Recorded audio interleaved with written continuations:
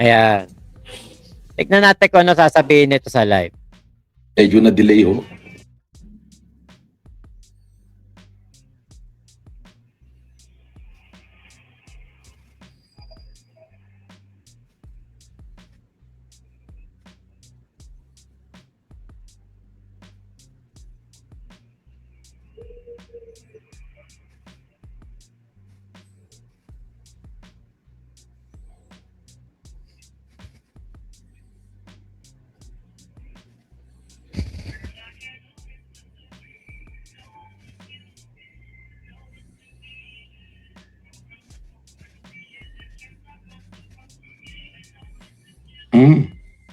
Mabuhay po kayo. At nga pala po, shout out po sa shout out po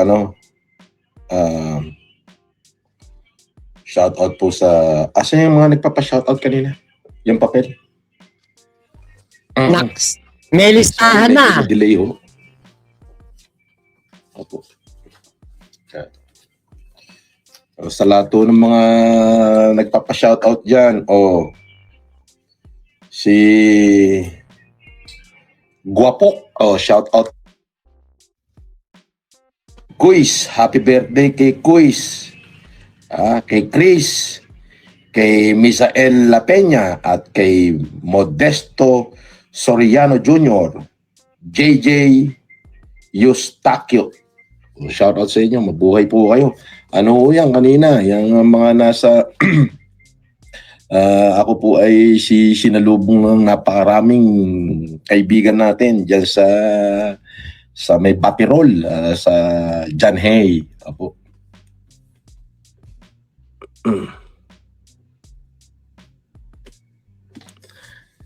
Yun o.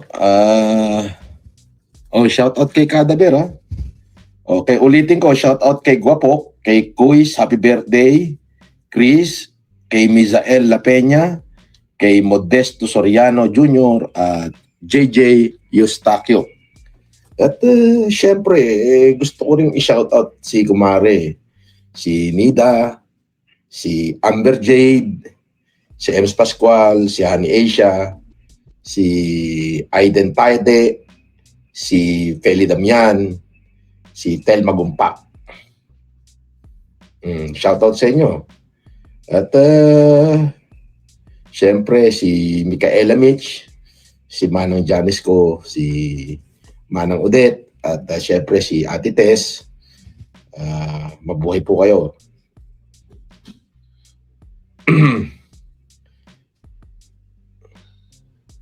At syempre yung aking kumpare na si Pareng Alex, shoutout sa inyo. Si Mami na Eli Maurin, syempre of course, shoutout po. At saka si Edmundo Saranya, shoutout. Anong pangalan ni King? Si Mary Grace Soner Saranya. Yan, shoutout. Actually, dati kong jowa yan eh. Oo. At syempre kay Edison Bituin, shoutout.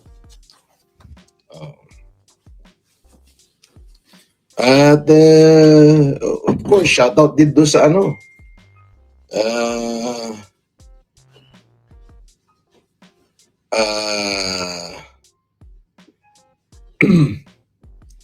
shoutout din sa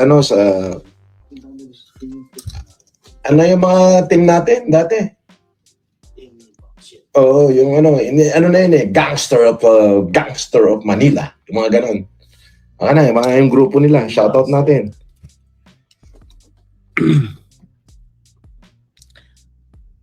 Shoutout daw, Victory Liner. Shoutout from Victory Liner, Pinoy African Bus Driver.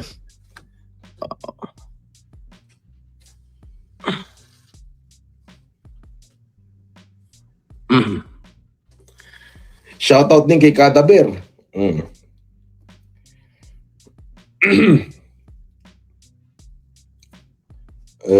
Siyempre kay Mark Martinez.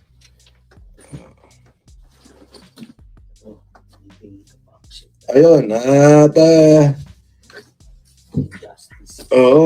shout out kay yung Gangster of Manila sa pangunguna ni Adrian Doria. Ayan. Sabi mo, sinoutout ko na sila. Again yung mga nasa Batirol. Kanina, shoutout sa iyo Ulitin ko, si Guapok. Happy birthday kay Kuis Chris, kay Misael La Peña, Modesto Soriano Jr. at kay JJ Eustapio. Thank you. At syempre, dito sa coffee, masarap na coffee from hulaan nyo lang, Pantalon ni Gloria.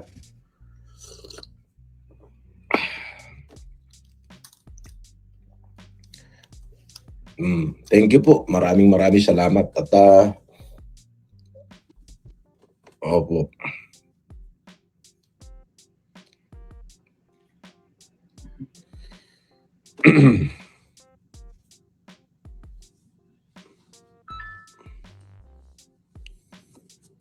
Na-miss ko ho kayo.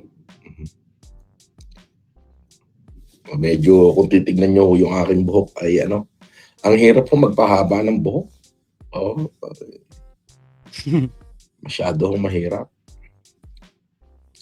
Nandito ho kami kanina sa nasa yun? Batirol tayo kanina sa May Janhay.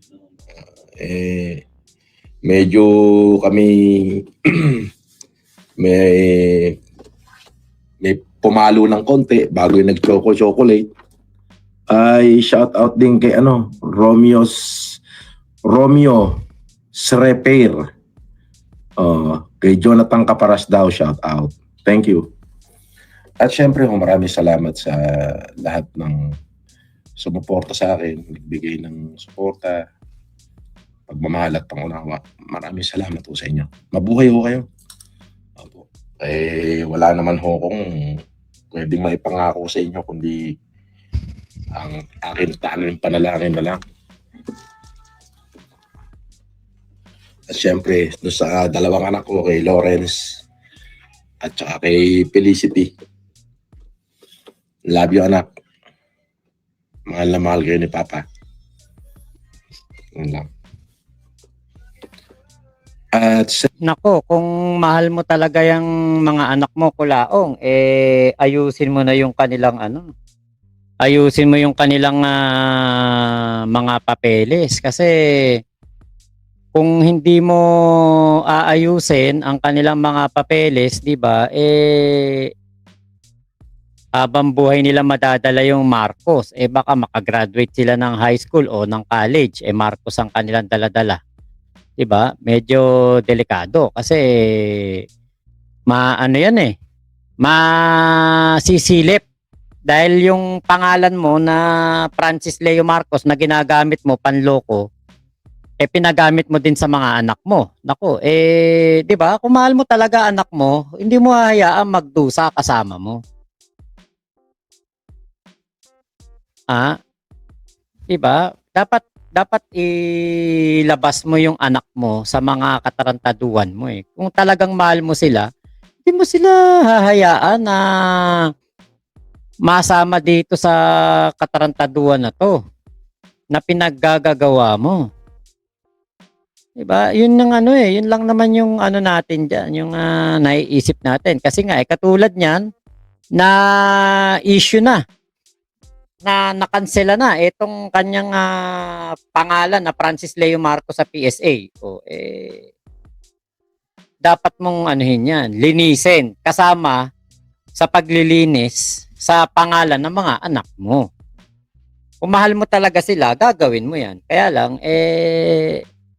kung pagbabalat kayo lang naman yung mga pa-shoutout mo kunwari sa mga anak mo at hindi mo naman lilinisin yung kanilang pangalan, diba?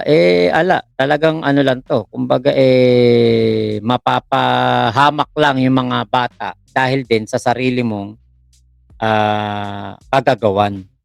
Siyempre, si Joyce Kennis Vlog, shout out Joyce Kennis Vlog ng Singapore. At siyempre, si 00 Gambler. Thank you. Naimbag nga rabi kada kayo amin. At syempre, shout out sa Alpha Fuel. Oo. Is Alpha Fuel your boss in Tayabas, Quezon? No. Alpha Fuel, I'm a partner. Support po kami from Tangent, mabuhay ka.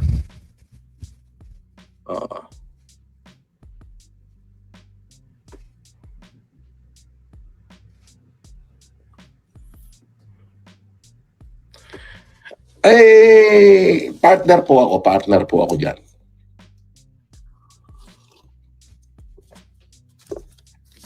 Hindi pala. Investors. Yes. Oo, yan ho yung aming magtatayo ho kami ng marami-rami ng konti niyan. Yan naman ho yung hanap buhay na marangal. Opo. At syempre yung aking partner na si Alex ay shoutout. Kami kanina ay naglaro ng golf.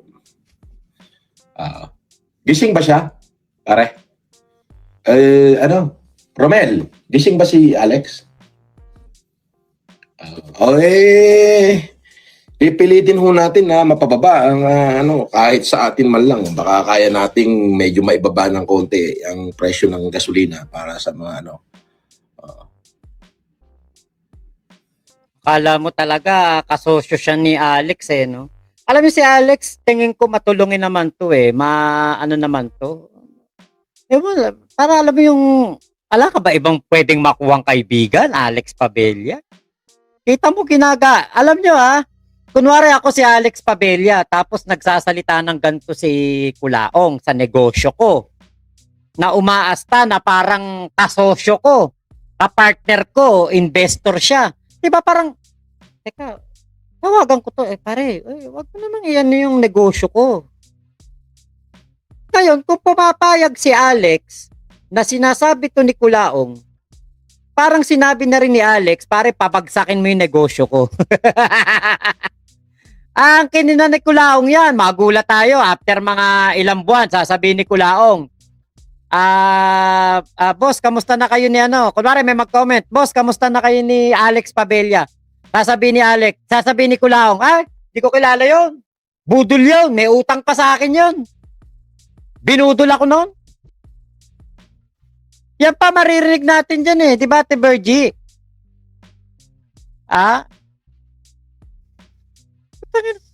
Wala kang pangkain, wala kang pang Xerox. Tapos ngayon, bigla kang naging investor, kasosyo, partner ni Alex Pabella. Utot mo.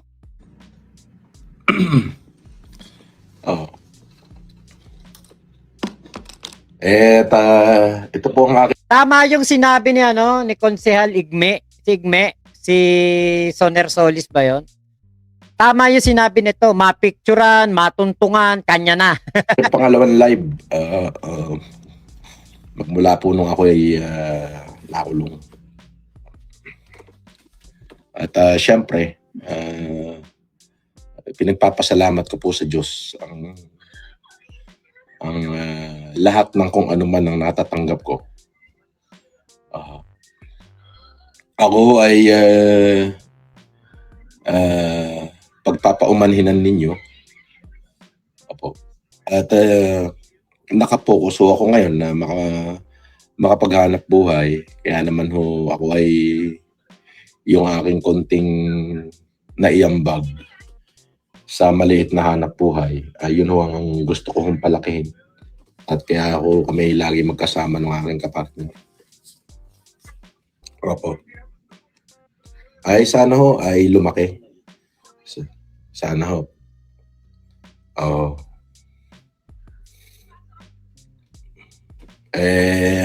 Ang global market po ngayon masyadong mahal. May awa ho ang Diyos na magmula dyan sa Tayabas ay lumaki. Lumaki yung yung Alpha Fuel. Pagmula sa Tayabas, madagdagan ng susubukan ho natin. So, gusto ko lamang sabihin na tapos na ho ang kasaysayan ni FLM sa politika. Tapos na yung kasaysayan sa politika.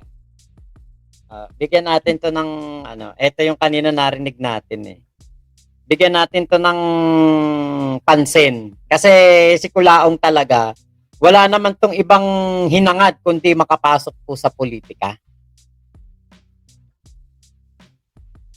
Ito yung lagi nagsasabi, hindi ako kakandidato, hindi ako tatakbo.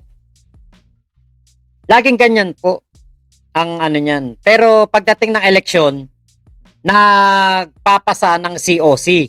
At nito nga 2025, natupad yung kanyang pangarap na mag-giveaway kay Amy Marcos. Yun talaga purpose niya eh. Mag-giveaway kay Amy Marcos. Kita nyo, nung nanalo si Amy Marcos, sinusumbatan niya. Kaya daw nanalo si Amy dahil sa kanya.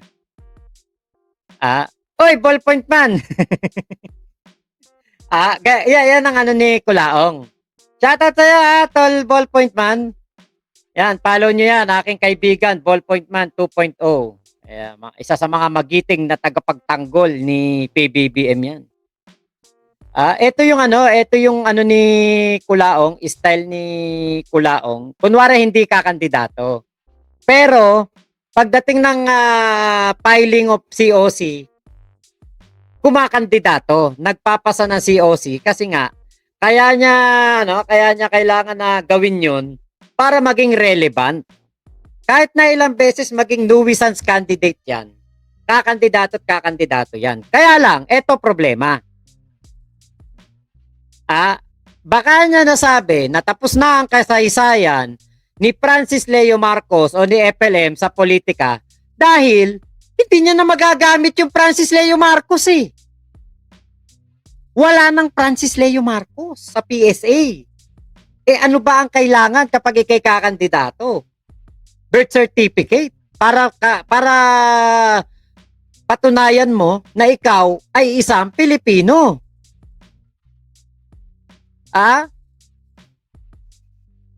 May leak audio si Kulaong, di ba, Boss Mac? Sa'yo ba yun? Opo, meron po. Meron nga po. Kaya ngayon, ikaw ngayon Kulaong, paano ka makakakandidato kung wala nang Francis Leo Marcos sa PSA, kundi Norman Mangusi na lang? Ito ngayon ang iniisip ko. Baka mamaya kumandidato tong senador, Norman Mangusi nang gamitin niya. Kasi hindi naman niya sinabi na tapos na ang kasaysayan as Norman Mangusin or as Francis Leo Marcos sa pagkandidato o pagpasok sa politika. Baka nga, naisip ko, baka gagamitin niya na yung Norman Mangusin. Maganda yan, kumandidato ka sa 2028 as Norman Mangusin. Tignan natin kung may makuha ka pang boto. Kasi noong 2022, kaya po yan nakakuha ng malaking boto dahil Marcos ang ginamit niya na apelido.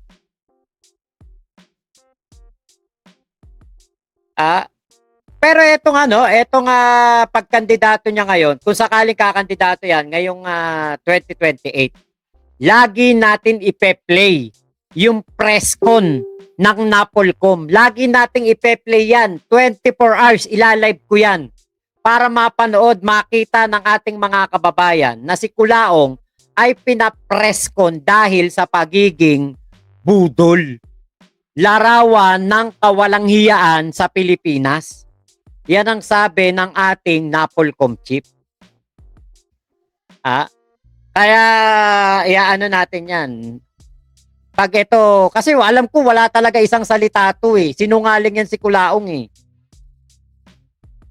Kaya tignan natin kung talagang yung sinabi niya, tapos na ang kasaysayan ni Francis Leo Marcos. Kaya lang, hindi niya naman binanggit yung Norman Mangusin. Doon sa mga supporter ko, gagawa na lang ako ng mabuti. Mag-humanitarian na lang ako pagka kumita ng maayos.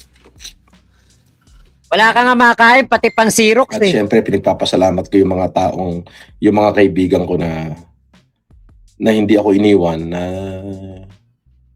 nandun sila at binigyan ako ng pagkakataon para makabangon. Salamat po sa inyo.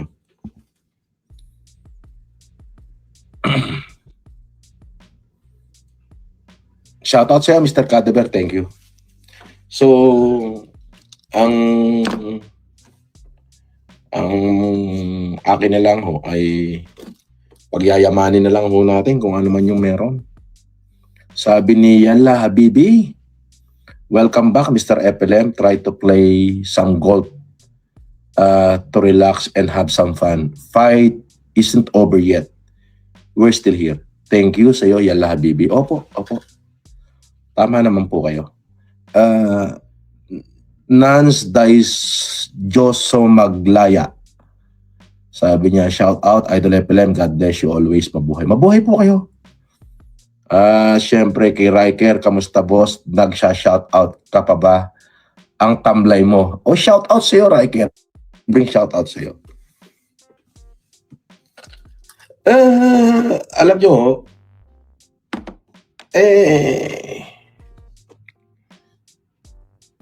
sa totoong buhay ay medyo nakakapagod. Pero nagpapasalamat ako sa Diyos at dun sa mga taong ibinigay niya sa akin, yung mga ate ko, yung mga kaibigan ko na, yung mga business partner ko na may umalis, may tumalikod, may naging basher pa ako ngayon. Ngunit meron din naman akong natira at sinabi sa akin na nandito kami kahit ano mangyari, kung dadapa ka, tutulungan ka namin bumangon. Iyon. Mga bobo yun. Hindi mo tunay na kaibigan yun. Kasi nambubudol ka, nang wawalang hiya ka, nandiyan pa rin sila sa'yo? Baka mga kriminal lang din yan. Diba? Birds of the same feathers flock together eh. Pagkatapos kayo ipapresko na larawan ng kawalang hiyaan dito sa Pilipinas, kaibigan ka pa rin? Putya. Mga kriminal siguro yan. Iyon ho ang pinagpapasalamat ko. Pinagpapasalamat ko ho yan sa Diyos. At nandiyan pa ho kayo.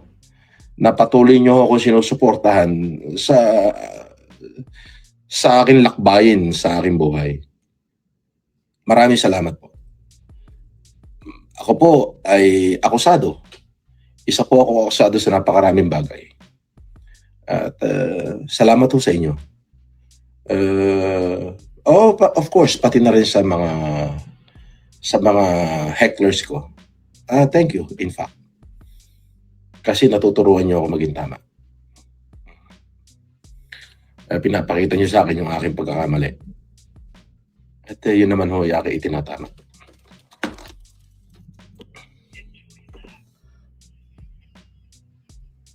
Sabi ni Romeo Esper, pa-shoutout din po, High Ground City RP. Shoutout daw po, High Ground City RP. At yun yung pinipapasalamat ko. So sa ngayon, siyempre, ang hirap pong mag-recover.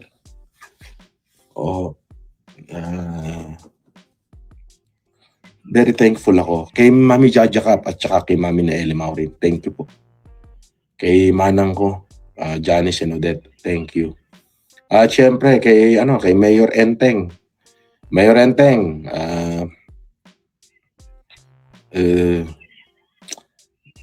thank you dahil kahit nawala ako nung February 25 ay naitaguyod mo o na-implement yung aking humanitarian noong February 25 and 26 dyan sa bayan ng Burgos, Ilocos Norte. Sabi ni Observer, shout out, tropa ko birthday niya, Ralph Lauren Andres. Shout out kay Ralph Lauren Andres. So maraming salamat po ha. Ingat po kayo. Nasaan mang panig kayo ng mundo. Momo, chup chup, love you. God bless us all. Pilipinas. God first.